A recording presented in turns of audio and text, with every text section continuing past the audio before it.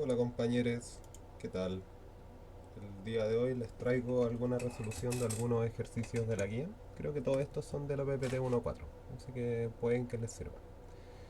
En una aplicación dada se aplica una máscara de promediado a las imágenes de entrada para reducir el ruido, y luego se aplica una máscara laplaciano para resaltar los pequeños detalles.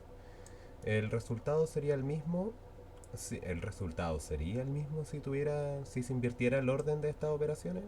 Veamos. Hice la prueba en lápiz y papel y para determinar esto en estado simple podemos simplemente considerar una señal, donde cada valor de la señal representa el valor de un píxel. Ya nosotros sabemos que un kernel laplaciano, o sea, perdón, de promediado, vendrían siendo tres compadres con el mismo valor y luego se divide en la cantidad de compadres dentro del kernel. O sea, es lo mismo que si tuviéramos el uno dividido en 3 dentro del kernel. Como nosotros estamos trabajando en una dimensión, nosotros perfectamente podemos usar un kernel como este, ¿ya?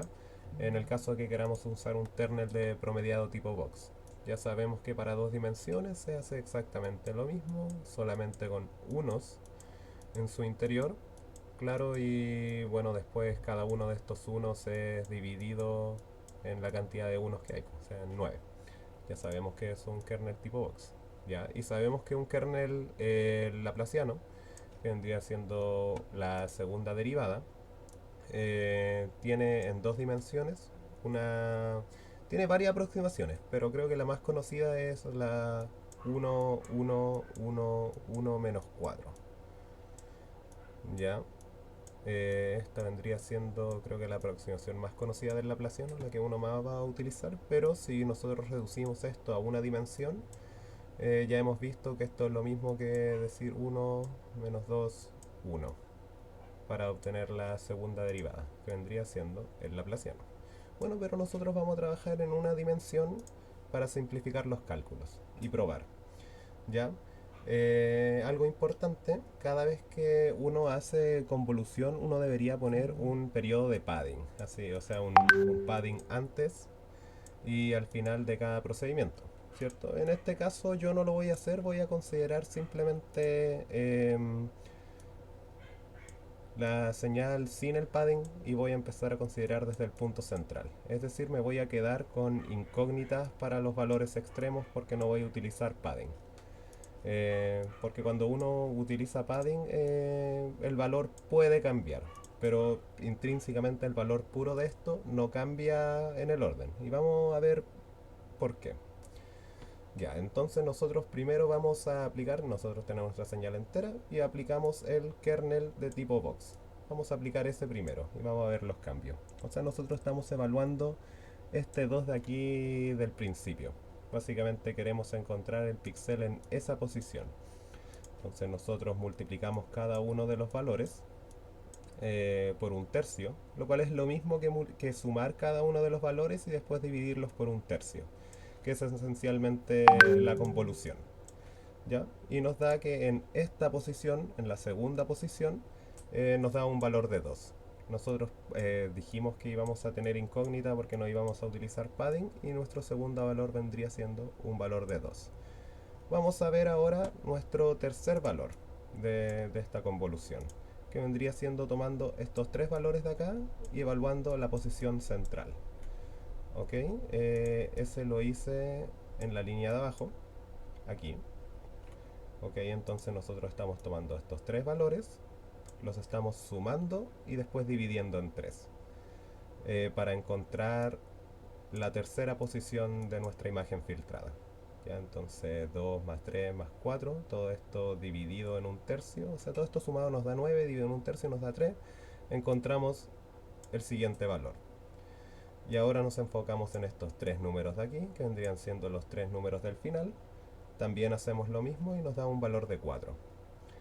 Y bueno, nosotros podríamos también encontrar un valor para el siguiente número que vendría el 5, pero en este caso nosotros tendríamos que usar padding. Es decir, nosotros teníamos que considerar el 4, el 5 y acá un padding. Y si utilizamos por ejemplo padding 0, aquí nosotros pondríamos el 0.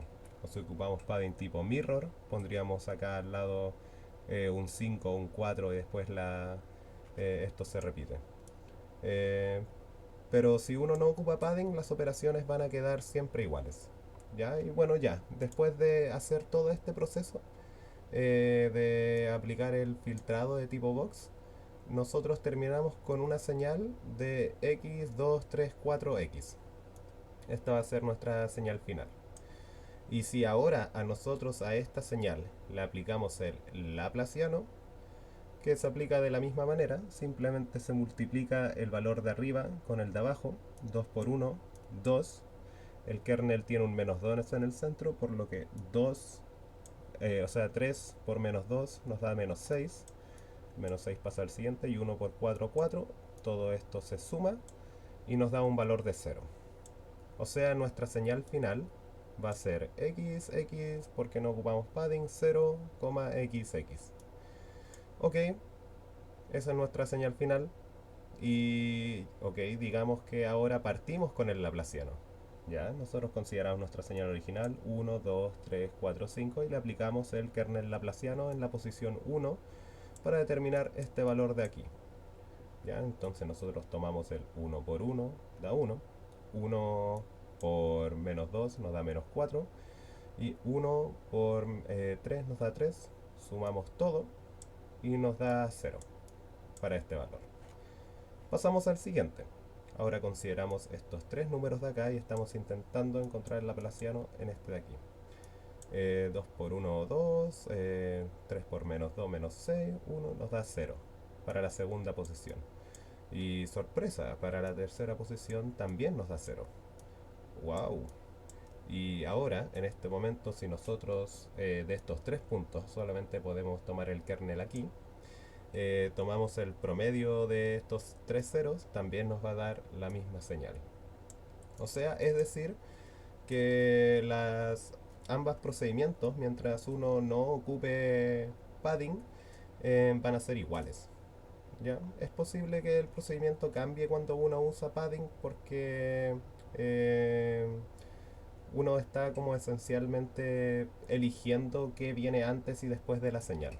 Entonces eso puede que lo altere. Y esa vendría siendo la resolución de la primera pregunta. Para responderla, el laplaciano y el promediado son operaciones lineales, por lo tanto no hay diferencia en cuál operación se aplica primero. Y lo demostramos. Pregunta 2. Considere las imágenes mostradas a continuación. Ambas tienen el mismo histograma. Supongamos que a ambas imágenes se le aplica un filtro de promediado de 3x3. ¿Los histogramas de las imágenes filtradas seguirán siendo iguales? Explique. Ya. Esta imagen es grande, así que yo en el PDF que les subí con la resolución manual voy a borrar todas estas weas. Un segundo.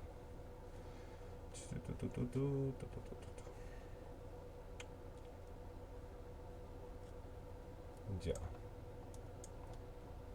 No dije nada, ¿cierto? Ya. Ya, pasemos a la pregunta 2. Ya. En este caso, lo que yo hice es que yo rediseñé estas dos imágenes. Para primero hacerla con menos cantidad de píxeles para que el cálculo a mano sea más sencillo. Y segunda, porque no es necesario que sea tan grande. Entonces lo que hice fueron dos imágenes de 4x4. La primera, que vendría siendo esta, solo con el 1 a la izquierda y 0 a la derecha, eh, que es esencialmente esto de acá. Y la de al lado, que tiene un patrón de ajedrez. Y la hice en esta de aquí. Ya. Lo que queremos saber es que si, aunque estas imágenes tengan el mismo histograma, después de aplicarle un filtro de promediado, si van a seguir siendo iguales. Y nosotros sabemos que tiene el mismo histograma porque sabemos que para ambas imágenes nosotros vamos a tener la misma cantidad de ceros y unos. En ambos casos. Ay, ¿cuál mierda es la...? Ahí está, ya. Entonces nosotros vamos a tener un total de 4 ceros y un total de 4 unos para la imagen A y lo mismo para la imagen B. Por lo tanto, los histogramas son iguales. Ok. Ya, ahora apliquemos filtro de promediado. Nuevamente yo no voy a poner padding en la imagen. Uno podría perfectamente hacer el mismo cálculo con padding y llegar a las mismas conclusiones. Yo pienso que usualmente eso implica más cálculo, así que yo no, usualmente no les pongo padding porque conceptualmente es lo mismo. Pero dejando eso a un lado, si no ocupamos padding, solamente vamos a poder trabajar con estos 4 píxeles de centro cuando nosotros hagamos la reconstrucción. Ok, ya. ¿Y cuántas posibilidades nosotros tenemos acá? Bueno, nosotros podemos aplicar eh, un kernel aquí, en esta posición de acá, donde vamos a tener 1, 1, 1, 1, 1, 1, 0, 0, 0. O nosotros también vamos a tener otra posición para este kernel que va a ser justo al lado, que va a ser este de aquí, que va a tener valor 1, 0, 0, 1, 0, 0, 1, 0, 0. Y al mover el kernel para abajo, nosotros nos vamos a topar con las mismas dos posiciones. Esta de aquí, cuando aplicamos el kernel de dos dimensiones en esta parte de acá, nosotros vamos a tener el mismo caso que en el caso A. Y después en la última posición del kernel, nosotros vamos a tener de nuevo la misma posición que el caso B, donde el cálculo va a ser exactamente el mismo. Entonces lo que nosotros estamos diciendo es que no podemos ahorrar cálculo. Nosotros sabemos que el caso A pasa dos veces y que el caso B pasa dos veces. Por lo tanto tenemos que hacer solamente la mitad de los cálculos. Algo similar pasa en el kernel de abajo. Nosotros podemos mirar cuántos tipos posibles de kernel nosotros tenemos. Ya nosotros miramos este de acá, por ejemplo, y nosotros vemos que tenemos el caso donde hay un 1 al centro y uno a las esquinas.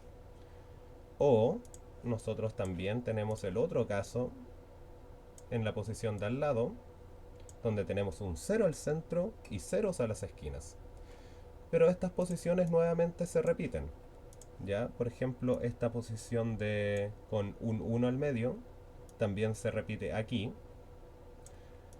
el caso A minúscula, y el caso B minúscula se repite en las otras dos posiciones. Se repite aquí y se repite acá, donde hay un 0 al centro y unos en las esquinas. O sea, en este caso nosotros también podemos hacer la mitad de los cálculos. O sea, en realidad nosotros tenemos 4 casos. ¿Ya? Entonces veamos el caso de nuestra matriz A.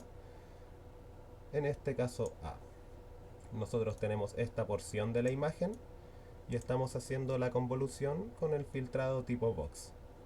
Esto, al hacer la matemática del promediado, nosotros simplemente vamos a sumar toda la cantidad de unos que hay acá y la vamos a dividir en 9.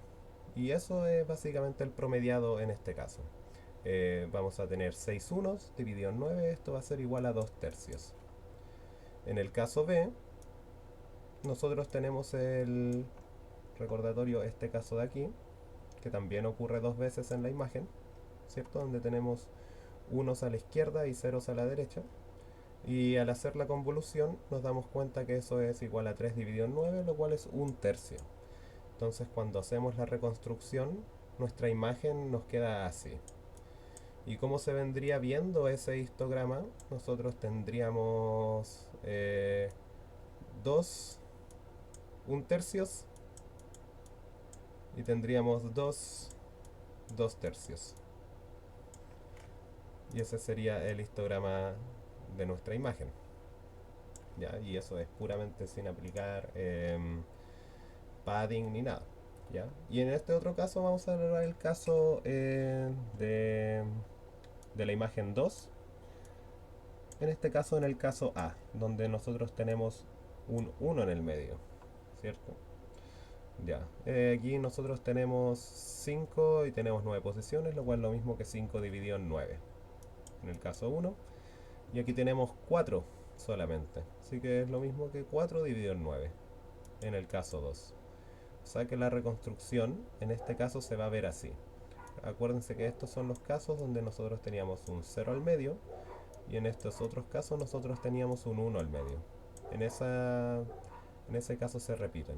Y vemos que los valores que nos dan aquí de partida son mucho más cercanos entre sí y de segunda son valores distintos a los que tenemos en nuestro otro histograma.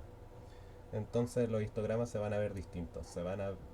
Nuestro primer histograma va a tener dos valores en 2 y 3 tercios. No, bueno, en 1 y 3 tercios. 1 y 2 tercios, perdón. Y nuestro otro histograma va a estar mucho más promediado en los valores centrales. Este va a ser, ¿cuánto era? 5 y 4 novenos. 4 de 9 y 5 de 9. Es decir, estos dos valores de acá están mucho más cercanos entre sí que estos otros dos valores de acá que nosotros obtuvimos. Y eso mismo se va a observar al promediar estos dos de aquí. ¿Los histogramas de la imagen filtrada seguirán siendo iguales? No, no van a ser iguales. Porque cuando nosotros tomamos la distribución de acá de los datos, aquí en todos los casos nosotros vamos a estar promediando muchos valores negros y muchos blancos. Mientras que en este otro caso de acá muy probablemente vamos a tener muchos valores que sean puramente blancos y acá muchos valores que sean puramente negros. En cambio en esta de acá probablemente nosotros vamos a tener muchos valores grises. Ya, ok. ¿Cuál era la siguiente pregunta? Ya, la 4. Vamos a la pregunta número 4.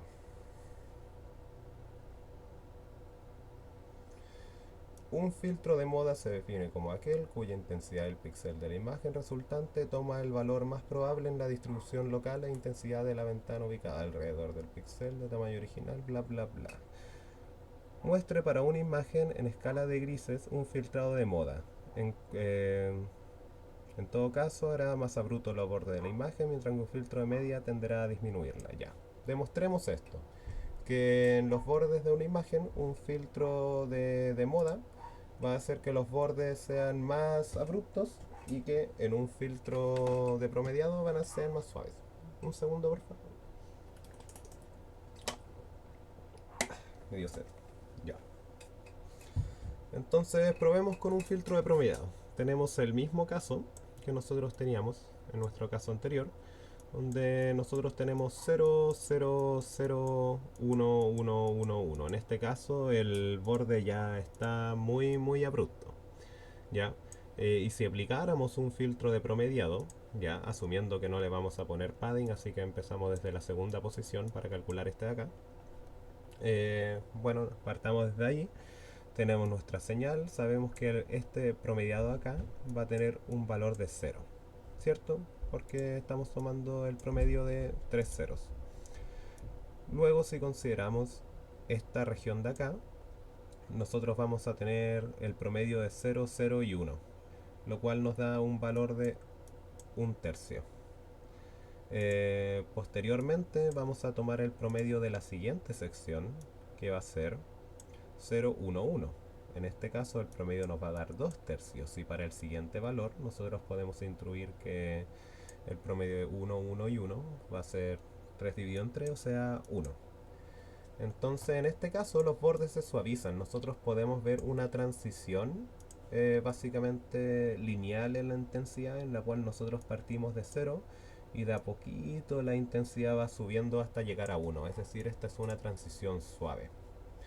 Y esto no ocurre en un filtro de moda. En un filtro de moda, básicamente se toma la moda de los elementos que están dentro del kernel para ponerlos en la posición central. En este caso la moda de 0, 0 y 0 es 0, por lo tanto en nuestro kernel, en nuestra señal resultante, nuestro primer valor, el central este de aquí, va a ser igual a 0. Si tomamos los siguientes 3 de la siguiente posición, en este caso la moda sigue siendo 0. Así que nuestro siguiente vector sigue siendo 0. Pero cuando llegamos a este punto de acá, ahora la moda va a ser igual a 1. Y en este caso, ahí cambia a 1 y la moda de ahí para adelante sigue siendo 1. Por lo tanto, esto equivale a bordes bruscos. Por lo que demostramos de cierta manera lo que nos dice la pregunta. Y este tipo de demostraciones son los que por lo general piden estas preguntas. O sea, cómo las desarrollan ustedes es bastante liberal. por decirlo así. Podrían haber puesto texto, porque también aprecia el texto. Ya. Otra pregunta que encontré apropiada incluir era esta, porque de partida pienso que está mal desarrollada acá. Pero ya. Esto básicamente nos da la fórmula de un filtro de difusión lineal, ya, en que nosotros tenemos esta imagen y nos piden haga una iteración de un filtro de difusión lineal. Bueno, pulento. Aquí nos dicen básicamente la fórmula de esta weá, que es esto de aquí, en donde este triangulito al cuadrado, este delta cuadrado, vendría siendo el laplaciano, es decir, la segunda derivada de nuestra imagen. ¿Ya? Y bueno, esto va a estar multiplicado por una constante d. En este caso nuestra constante d va a ser 0.1. Y también si pasamos este delta t, que como nosotros estamos en el dominio discreto, este delta t es simplemente un valor. Y usualmente se deja como un valor igual a 1, ya, pero vamos a ir a la ecuación. Ya. Esta es la ecuación principal de difusión lineal, la cual nos dice que nuestra imagen resultante va a ser nuestra imagen anterior más eh, básicamente la derivada de la imagen ponderada por un valor de 0.1. ¿Ya? Entonces veamos cómo se ve la matemática de esto. No es tan complicada. Aquí nuestra ecuación. Nosotros aquí este 0.1 de aquí, esta es una constante que le dicen d. En este caso esta constante va a ser igual a 0.1. Nosotros también determinado nuestra delta t igual a 1. Nuestra delta t en este caso vendría siendo como el coeficiente por el cual ocurren las iteraciones, pero esta ecuación está como derivada de la difusión y esas tonteras, entonces uno como que asume que hay un delta t muy pequeño, pero para todo propósito práctico, como estamos trabajando con esta delta t como constante, nosotros podemos dejarla igual a 1. Ya, en el fondo delta t siempre va a ser igual a 1, x. Y nosotros estamos ponderando la segunda derivada por 0.1. Ya, ok. Entonces digamos que queremos hacer una iteración de difusión lineal. Nosotros sabemos que para sacar el laplaciano, que vendría siendo este término de acá, nosotros tenemos que utilizar este kernel en la imagen, que es el kernel del laplaciano, o de la segunda derivada. Si nosotros no aplicamos padding en esto, nosotros simplemente vamos a obtener un valor central, ¿cierto? Nosotros podríamos aplicar padding y hacer esto para cada uno de los valores. Me imagino que en una prueba el profe probablemente les pida o les especifique o le pregunten a él si es que es necesario poner padding en la imagen, pero en caso de que no pongan padding, van a obtener un puro valor que vendría siendo el valor central. Y haciendo la matemática, multiplicando, haciendo la convolución, en este caso nosotros tenemos que, vamos a multiplicar 100 por 1, 170, más 175 por 1, más 150 por 1, más 75 por 1, eso nos da igual a 500, y a 500 le restamos 125 por 4, y eso nos da 0. Ya, entonces la derivada del laplaciano en este caso nos va a dar igual a 0. O sea, nuestra reconstrucción de la imagen va a ser igual a 0. Ya, en este caso nosotros sabemos que nuestra imagen final, que vendría siendo esta de acá, va a ser el delta t, que nosotros dijimos que era igual a 1, así que no lo pescamos. Tenemos una constante de degradación que va a ser simplemente un valor por el cual nosotros vamos a ponderar nuestra derivada. ¿Ya? Y en este caso vamos a ponderar nuestra derivada por, no me acuerdo si era 0.1, 0.01, pero es un valor muy pequeño. Para que uno vea cómo cambia a lo largo de cada iteración, porque en cada iteración uno le va a ir sumando la derivada. Bueno, y aquí tenemos la derivada. En este caso nuestra derivada de imagen nos dio 0, por lo que no importa por qué lo multiplicamos, al sumárselo siempre nos va a dar 0. y nosotros lo sumamos con la imagen de la iteración anterior. Ya, en este caso, nuestra imagen de la iteración anterior era nuestra imagen original, que vendría siendo esta, ¿cierto? Entonces, básicamente lo que nosotros tenemos acá es que nuestra imagen final va a ser esta constante de tiempo que nosotros definimos que era igual a 1, así que ni siquiera la vamos a escribir. Esta constante d que dijimos que era 0.01, que la vamos a multiplicar por la derivada de esto que nosotros dijimos que era 0, por lo que todo esto se va a 0, y le sumamos nuestra imagen anterior, que vendría siendo nuestra imagen original. Y que vendría siendo exactamente igual a esto. O sea que nuestra imagen no cambió. Pero en este caso simplemente no cambió porque nuestro laplaciano para este ejercicio dio igual a 0. Si no hubiera dado igual a 0, claro, hubieran simplemente tenido que sumar un par de cositas, restar un par de cositas y era. Pero claro, eso nos da la iteración. Podrían hacerlo con padding, sería un buen ejercicio, cosa que después cuando sumen las imágenes, claro, las van a poder sumar bien y se van a quedar con una imagen final. Pero en este caso, como está puesto el ejercicio, eh, está en realidad mal resuelto acá. Aunque quizás le hayan puesto padding, en realidad no lo sé, y no especificaron tampoco, pero si lo hacen con esta fórmula, en el valor central, claro, les debió haber dado 0 y por lo tanto todo esto se debió haber ido a 0. Así que está mal resuelto este ejercicio. Bueno, eso. Siguiente pregunta. A ver, ¿dónde nos quedamos? Ah, quedamos acá, ya. Voy a borrar todo esto de acá para no... Ya, después lo borro. Ya. Ya. La siguiente pregunta es la pregunta 25. ¿Dónde quedó? Acá está, ya.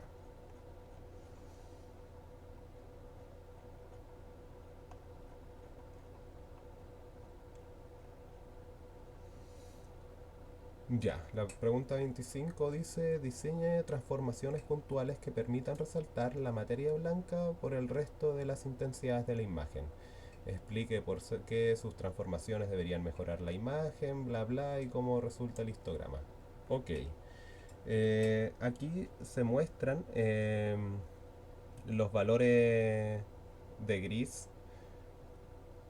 Este es como el histograma de una imagen, claro.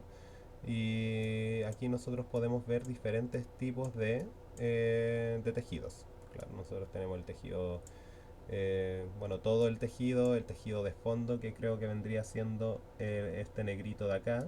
La materia gris, si no me equivoco, es esta primera olita. La materia blanca, que es la que nosotros estamos interesados, es esta de acá. Y el tumor vendría siendo este último de acá. Y nosotros queremos resaltar la materia blanca, o sea, esta región de aquí. Ya. Eh, Hay varias transformaciones que se pueden sugerir. Lo que nosotros sabemos es que nosotros queremos mejorar la resolución en esta región de la imagen. ¿Ok? Y como queremos mejorar la resolución, o sea, el contraste en esta región de la imagen, nosotros podríamos ocupar toda nuestra escala de grises solamente para reflejar nuestra posición de interés. Y nuestra posición de interés más o menos como que empieza como entre el 0,4 y el 0,6. Este es más o menos el rango de interés que nosotros tenemos. Entonces nosotros podríamos ocupar toda la escala de grises para reflejar solamente este rango. ¿Qué significa eso? Que para mayores, que para valores que sean menores a ese rango, nosotros podemos tirarlos a cero. O sea, para todo lo que está de este lado, no nos importa, se va a cero. Igualmente para todos los valores que están a la derecha, tampoco nos interesan, también se van a cero. Nosotros solo queremos que nuestra escala entera de grises se refleje en nuestros valores de interés. Ya, ok, estas son las dos condiciones que dije al principio. Entonces nosotros tenemos que crear una función que sea más o menos así, que reciba una entrada X y que tenga una salida. ¿Ya? Y cuando la entrada X sea menor a 0.4, que se multiplique por 0. Y cuando sea mayor a 0.6, que nuestra salida también se multiplique por 0. Sin embargo, dentro de este rango, uno puede proponer una función gamma, por ejemplo, quizá una logarítmica. Yo me elegí por la lineal porque es la más fácil. Una función lineal simplemente tiene una ecuación y es igual a mx más b, ¿cachan? Donde básicamente tienen que mapear todo esto aquí del valor 0 al 1. Cosa que cuando tengan una entrada de, por ejemplo, valor 0.5, este tenga una salida más o menos por este rango. Y cuando haya una de 0.59 como por acá, que tenga una salida dentro de este rango de acá. Pero para salidas que vayan desde 0, desde aquí, la salida simplemente va a ser 0. Y para mayores de 0.6 también nosotros queremos que sea 0. Ya. Bueno, construyamos nuestra función en este caso. Eh, bueno, para construir nuestra función nosotros queremos que llegue del 0 al 6 y que en este trayecto aumente desde 0 a 1. ¿Cierto? Nosotros sabemos que la fórmula para calcular la pendiente es lo mismo que decir lo que sube dividido por lo que se desplaza en una recta, ¿cierto? En este caso nosotros queremos subir 1 mientras que nos desplazamos hacia la derecha 0.2. Entonces este va a ser nuestra pendiente en una función lineal y es igual a mx más b, ¿cierto? Nosotros también tenemos este valor L de acá, que básicamente es como un desfase de la señal, así que nosotros también la tenemos que poner en nuestra ecuación, este menos L, cosa que cuando nosotros pongamos dentro de la ecuación, por ejemplo, el valor 0.4, para un píxel de valor 0.4, nosotros sabemos que el valor de 0.4 debería dar 0, debería empezar acá, dando 0. Entonces, si nosotros en esta X sabemos que ponemos 0.4, sabemos que nuestra L es 0.4, esto se multiplica por 0, 0 por la pendiente nos va a dar igual a 0, pum, sabemos que el 0.4 da igual a 0. Ya, ok, perfecto. Entonces ahora probemos con el valor 0.6, que está aquí arriba. Nos debería dar 1. Entonces en el X nosotros ponemos nuestro 0.6, en este caso nuestro L sigue siendo 0.4. Esto nos va a dar un valor de 0.2 y esto multiplicado por la pendiente de 1 dividido en 0.2 nos da 0.2 dividido en 0.2, lo cual nos da igual a 1, lo cual nos dice que la salida en este punto de acá arriba va a ser igual a 1. Y así nosotros podemos meter valores aquí, ¿cierto? Cada vez que tengan una función y es igual a mx más b, que esté desplazada hacia la derecha, es decir, que su intercepto en el eje Y no esté en cero, van a tener que ponerle así como un más menos esto. Pero bueno, así uno plantea más o menos una función lineal en este caso. Y lo que planteé es más o menos estas dos funciones. Que para una entrada X que sea menor a 0.4 o mayor a 0.6, que se multiplica por 0, y que si está entre 0.4 y 0.6, que se multiplique por esta función de acá. Y esa es la función lineal que yo propuse. Y el histograma final básicamente va a mandar a todo lo que está fuera de esta región a cero, por lo que nosotros vamos a tener un incremento muy grande en todo el resto de las señales que va a cero, y todo el resto de nuestra escala de gris va a consistir solamente en este pedacito de acá. Por lo que nosotros podemos más o menos intuir una distribución más o menos así en realidad, más que cuadradita, pero básicamente lo mismo. Tenemos muchos ceros y poquito de todo lo demás, pero bien distribuido. Ya. Y la última pregunta que les hice era esta. Esta pregunta dice lo siguiente. Conchetumare.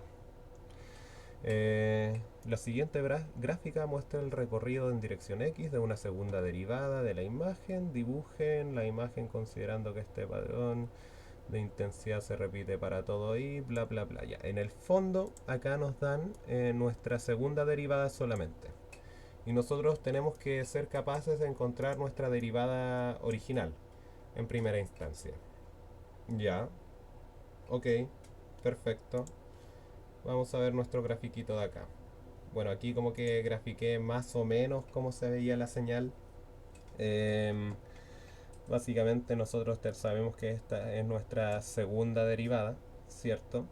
Eh, y bueno, conceptualmente una derivada en el dominio continuo, o sea, es una derivada en el continuo discreto es básicamente una resta y una integral es una sumatoria. Y ustedes saben que, por ejemplo, una integral es como la operación opuesta de una derivada. Por lo que si nosotros tenemos una segunda derivada eh, y nosotros le aplicamos, digamos que tenemos eh, nuestra segunda derivada en x y nosotros le aplicamos una integral, nosotros nos vamos a quedar con nuestra primera derivada en x. Y si a esto nosotros le volvemos a aplicar otra integral, nosotros vamos a terminar con x. Y lo mismo pasa en este tipo de señales. Lo que nos preguntan es que si en base a la segunda derivada nosotros podemos encontrar la señal original. Y sí, es tomando la integral. Pero como nosotros podemos discretizar esto en puntos discretos, nosotros simplemente podríamos aproximar este problema a una sumatoria. ¿Ya? Entonces, por ejemplo, lo que yo hice acá es básicamente que le puse valores a cada uno de los puntos de esto. Así como más o menos del 0 al 40 dije yo, ya todo esto de acá valen 0. Así que voy a empezar más o menos como del índice X40 a ponerles valores. Ya, entonces nosotros ya el 0 y aquí todos los ceros que vienen antes. Aquí estamos como en el índice 40 del eje X más o menos. ¿Ya?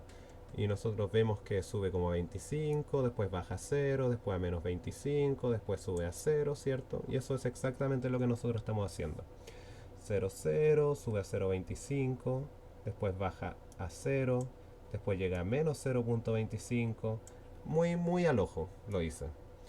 Y después vuelve, esto se queda en 0 y yo lo hice así por todo el resto de la señal. Habían algunos puntos acá que ocurrieron alrededor de esta señal de acá que dije ya entre los 40 y los 60 más o menos aquí había un espacio de puros ceros. Pero cuando retomó la actividad yo volví aquí a decir ya bajó a 0,25, después volvió a 0, después subió a 0,75, ¿cierto? Y bueno, yo reescribí toda la señal básicamente como un conjunto de puntos. Ya. Obtengamos la primera derivada. La primera derivada es simplemente hacer la sumatoria acumulada de lo que está acá arriba. Es decir, tomar la integral. Es decir, nosotros partimos en 0, ¿cierto?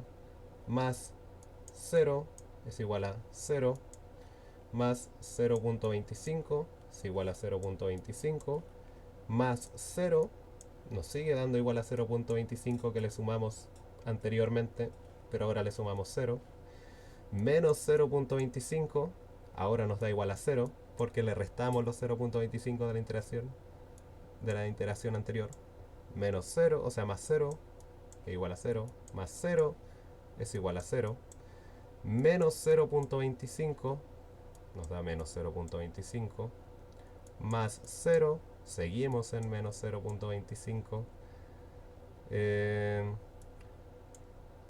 más 0.75. Bueno, nosotros estábamos en menos 0.25, pero ahora le sumamos 0.75, así que ahora nos quedamos en 0.5.